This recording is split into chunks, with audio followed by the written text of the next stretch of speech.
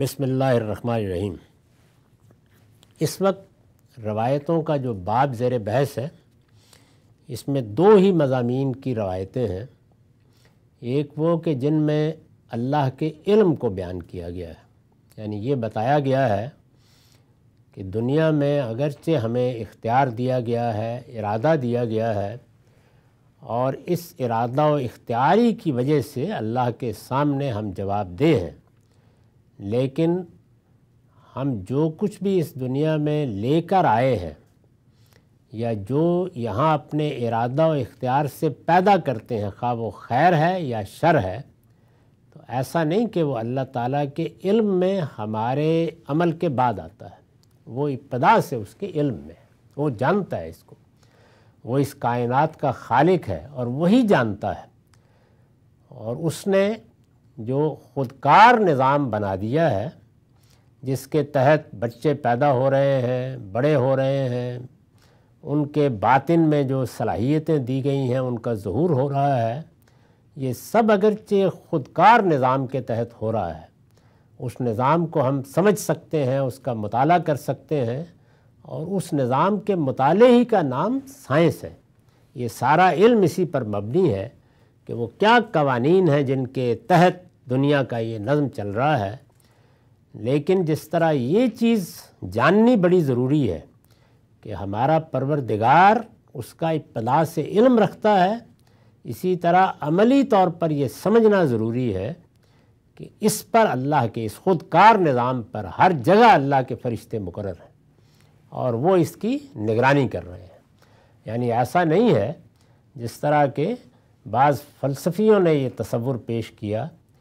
کہ بس ایک حرکت دے دی گئی ہے، اب لہریں اٹھتی چلی جا رہی ہیں۔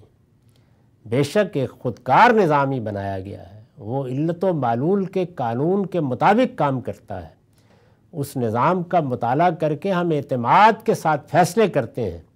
لیکن وہ اللہ کی نگرانی میں ہے، اور یہ نگرانی ہر مرحلے پر اس کے فرشتے کر رہے ہیں۔ چنانچہ بچے کی پیدائش جب رحم مادر میں شروع ہوتی ہے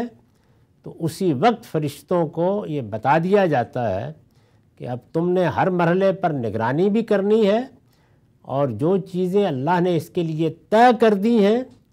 ان کو اس طرح قائم رکھنا ہے۔ یعنی اس خودکار نظام میں اگر کہیں کوئی خرابی پیدا ہو تو اس کو اس کے مطابق درست کرنا ہے یا ادھر ہونے دینا ہے۔ اور دوسری جانب یہ بھی کہ یہ کون ہے اور یہ اپنے ارادہ و اختیار کو استعمال کر کے کہاں پہنچے گا، کیا نتائج نکالے گا، یہ علم الہی کا بیان ہے۔ اس علم الہی کے بارے میں خود ہمارے پروردگار نے قرآن میں ہمیں بتا دیا ہے کہ اس میں ارادہ و اختیار جہاں دیا گیا ہے وہاں کوئی مداخلت نہیں ہوتی، اور چونکہ یہ وہ چیز ہے کہ جس کو خود ہم اپنے شعور میں محسوس کرتے ہیں، تو اس وجہ سے اپنے شعور کے لحاظ ہی سے ہم جواب دہ بھی ہیں۔ جس چیز کو ہم سمجھتے ہیں کہ یہ ہماری مرضی پر منحصر تھی، اسی کے لیے اللہ ہمیں جواب دہ بھی ٹھہرائے گا، اور جن چیزوں میں ہم مجبور تھے ان کے لیے جواب دہی کا کوئی تصور بھی نہ دین میں ہے نہ دنیا میں۔ کوئی کسی کو اگر اس کے رنگ پر، اس کی نسل پر، اس کی پیدائش پر، اس کی غربت عمارت پر جواب دہ ٹھہراتا ہے تو وہ مجرم ہے، دنیا میں بھی، اور اللہ بھی ایسا نہیں کرے گا۔ لیکن جن دائروں میں ارادہ و اختیار دیا گیا ہے ان میں بہرحال ہم جواب دیں۔ دوسری چیز جو ان روایتوں میں زیر بحث آئی ہے وہ ایک تدبیر ہے جس پر رسول اللہ نے تبصرہ کیا ہے، اور میں نے یہ گزارش کی تھی کہ چونکہ جس موقع پر وہ تدبیر کی جا رہی ہے اس میں کوئی سرے سے نقصان یا بھلائی یا خرابی یا خیر و شر کا پہلو زیر بحث ہی نہیں ہے۔ یعنی ایک شوق میں یا اپنی کسی مصلحت کو سامنے رکھ کے کوئی تدبیر لوگ کر رہے ہیں تو رسالت بآب صلی اللہ علیہ وسلم نے اس کے اس حصے کو موضوع نہیں بنایا۔ تاہم تدبیر سے انسان کے اندر جو خرابی پیدا ہوتی ہے، اس کو میں اگر ایک لفظ میں ادا کروں تو یہ علم کا تکبر ہے، پیدا ہوتا ہے۔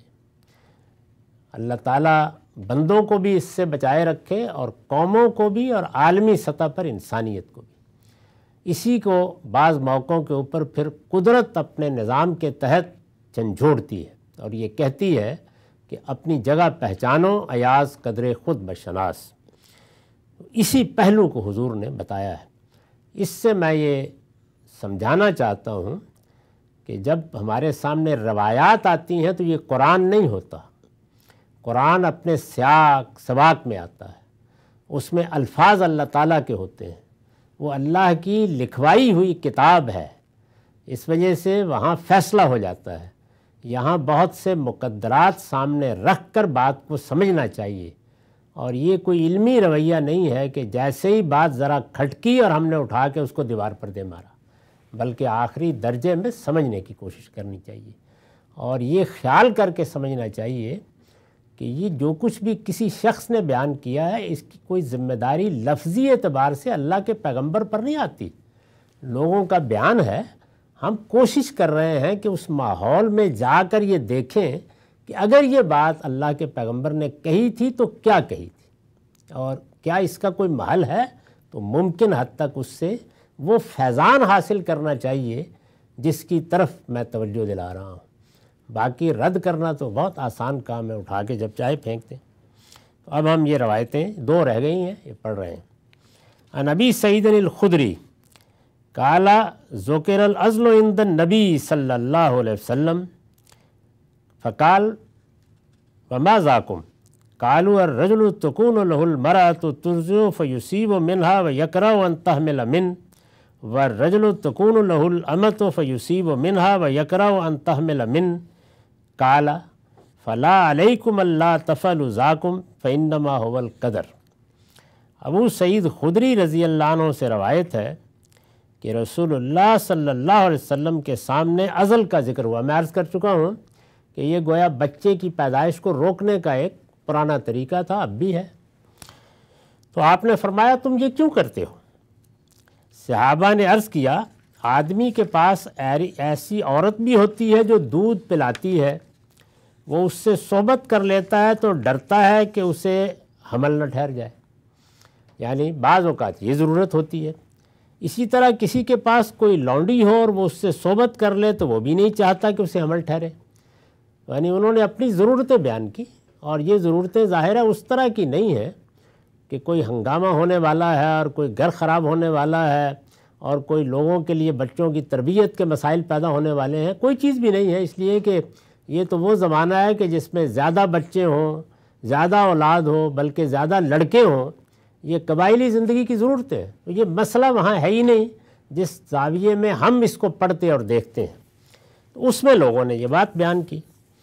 تو رسول اللہ صلی اللہ علیہ وسلم نے اس پر فرمایا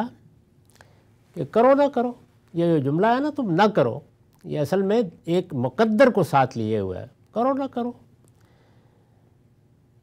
تب بھی کوئی مذائقہ نہیں، اس لیے کہ یہ سب تو اللہ کے ٹھہرائے ہوئے معاملات ہیں، یعنی اللہ تعالیٰ نے جو چیز طے کر دی ہے وہ ہونی ہے۔ تو توجہ اس جانب دلائی آپ نے کہ اللہ تعالیٰ کی تقدیر، اللہ تعالیٰ کے فیصلے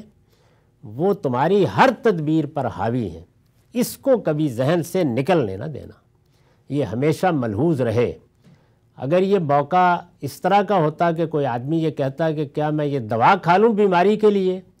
تو جس پیغمبر نے خود دوائیں تجویز کیں، لوگوں کو کہا کہ یہ دوا کھاؤ، پھر اس کے فوائد بیان کیے، اس موقع پر یہ جملہ آپ کبھی نہ بولتے۔ تو جو موقع ہے اس کو سمجھ لینا چاہیے۔ یہ روایت ہم نے صحیح مسلم سے لی ہے اور اس کا رقم ہے 2611۔ عزل سے متعلق یہی روایات ہیں۔ تو میرے نزدیک اس میں اصل چیز وہ ہے جس کو ملحوظ رکھا گیا ہے، اس کی بنیاد پر جن لوگوں نے ہمارے زمانے میں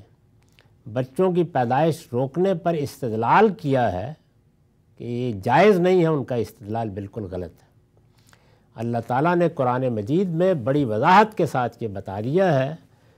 کہ انسان کو جن معاملات میں عقل دی گئی ہے اس پر لازم ہے کہ وہ اپنی عقل کو استعمال کرے، لازم ہے استعمال کرے۔ یعنی کسان کو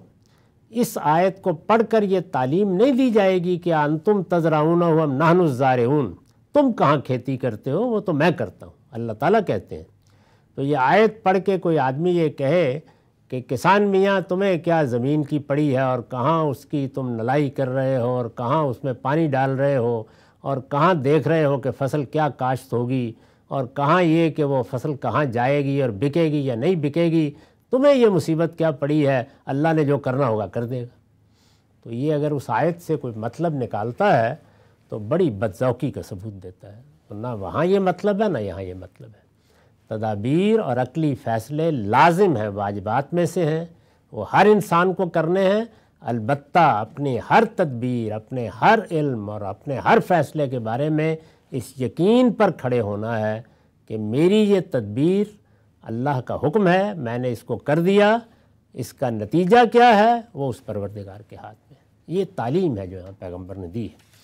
وآخر دعوانا الحمدللہ رب العالمین۔